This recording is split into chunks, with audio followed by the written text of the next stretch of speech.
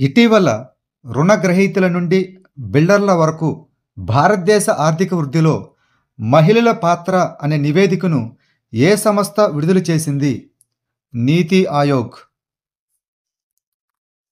నీతి ఆయోగ్ ప్రారంభించిన రుణగ్రహీతల నుండి బిల్డర్ల వరకు భారతదేశ ఆర్థిక వృద్ధిలో మహిళల పాత్ర అనే నివేదిక డబ్ల్యూఈపీ ఆధ్వర్యంలో టియు సిబిల్ మరియు ఎంఎస్సి సహకారంతో తయారు చేయబడింది.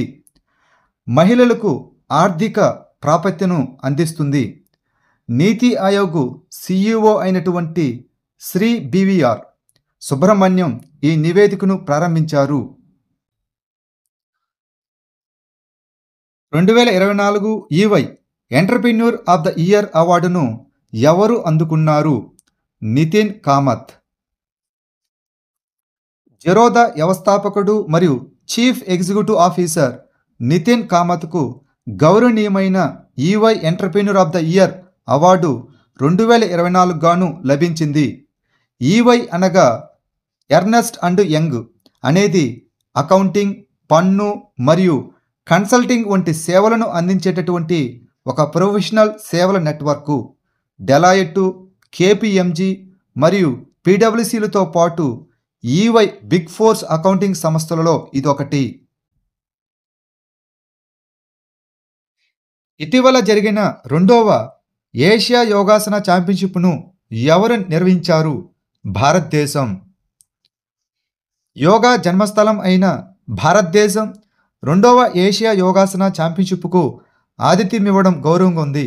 ఇది మన ప్రాచీన విజ్ఞాన ఆధునిక పోటీ క్రీడగా పరిణామం చెందుతున్నందుకు ఒక వేడుక అని క్రీడా మంత్రి అయినటువంటి మన్సుఖ్ మాండవీయ ఒక ప్రకటనలో తెలిపారు. ప్రధానమంత్రి శ్రమయోగి మాన్ధన్ యోజనను ఏ మంత్రిత్వ శాఖ నిర్వహిస్తుంది? కార్మిక మరియు ఉపాధి మంత్రిత్వ శాఖ, the ministry of labour and employment. ప్రధానమంత్రి శ్రమయోగి మాన్ధన్ యోజన అనగా పిఎంఎస్వైఎం 60 ఏళ్ల తర్వాత అసంఘటిత రంగ కార్మికులకు నెలవారీ పెన్షన్ను అందిస్తుంది.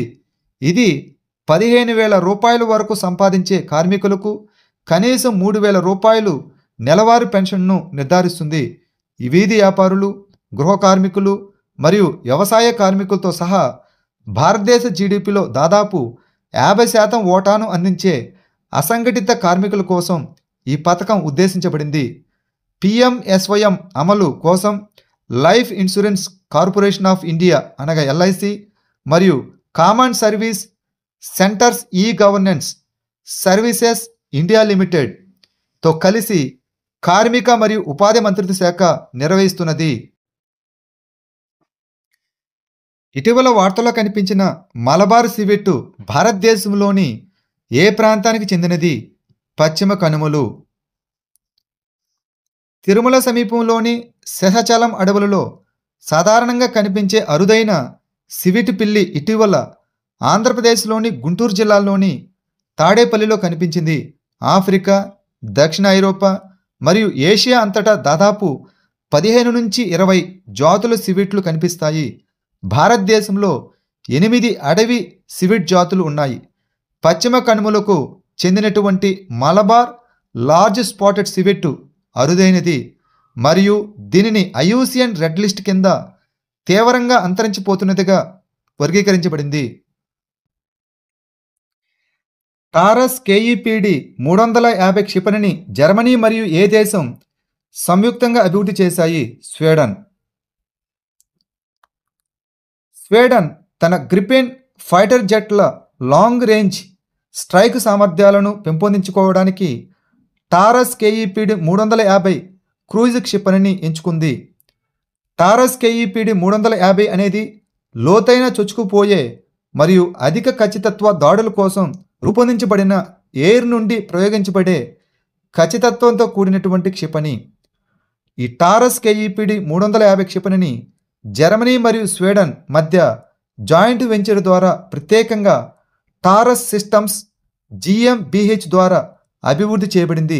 దీనిని ప్రస్తుతం జర్మనీ, స్పెయిన్, దక్షిణ కొరియా వైమానిక దళాలు ఉపయోగిస్తున్నాయి. ఇటీవల హెచ్బిటియు అనగా హార్కోట్ బట్లర్ టెక్నికల్ యూనివర్సిటీ కాన్పూర్ నుండి జీవిత సాఫల్య పురస్కారాన్ని ఎవరు అందుకున్నారు? డాక్టర్ దినేష్ షహరా. ఇటీవల ఏ రాష్ట్రంలో సైబర్ నేరాలు, ఫోరెన్సిక్ మరియు చట్టంపై వర్క్షాపు నిర్వహించారు? పంజాబ్. భారతదేశంలో మొట్టమొదటి ఏఐ శక్తితో పనిచేసే సౌర తయారీ లైన్ ఏ రాష్ట్రంలో ప్రారంభించబడింది? గుజరాత్. గుజరాత్లోని సూరత్లోని కోస్మాస్లో కొత్తగా స్థాపించబడిన గోల్డీ సోలార్ ప్లాంట్లో భారతదేశంలో మొట్టమొదటి ఏఐ శక్తితో పనిచేసే సౌర తయారీ లైనును కేంద్ర నూతన మరియు పునరుత్పాదక ఇంధన శాఖ మంత్రి అయినటువంటి ప్రహ్లాద్ జోషి ప్రారంభించారు.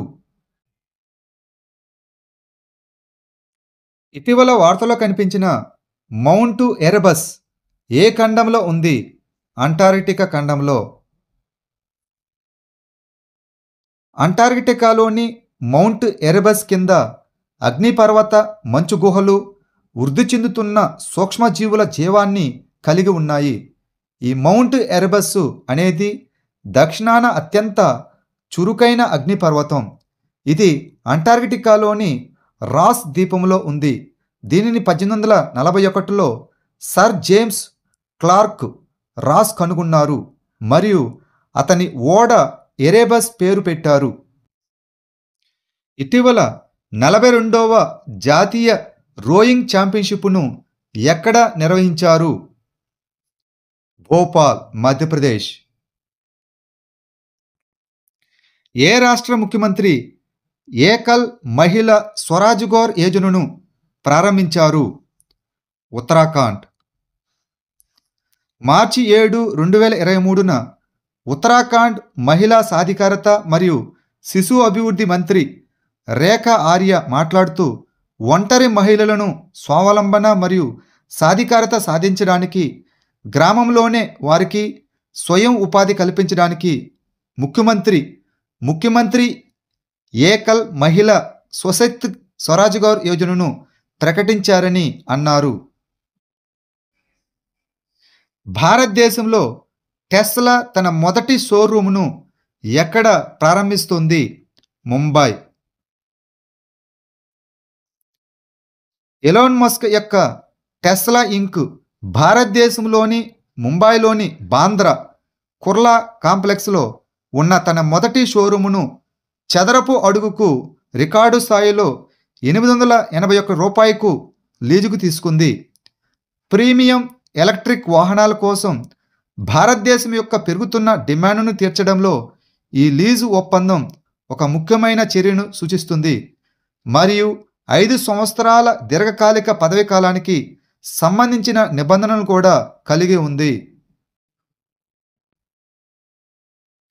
అంతర్జాతీయ నిరాయుధీకరణ మరియు అణ్వస్త్ర వ్యాప్తి నిరోధక అవగాహన దినోత్సవాన్ని ఏటా ఏ రోజున జరుపుకుంటారు? మార్చి 5. అంతర్జాతీయ నిరాయుధీకరణ మరియు అణ్వస్త్ర వ్యాప్తి నిరోధక అవగాహన దినోత్సవాన్ని ప్రతి సంవత్సరం మార్చి 5న జరుపుకుంటారు.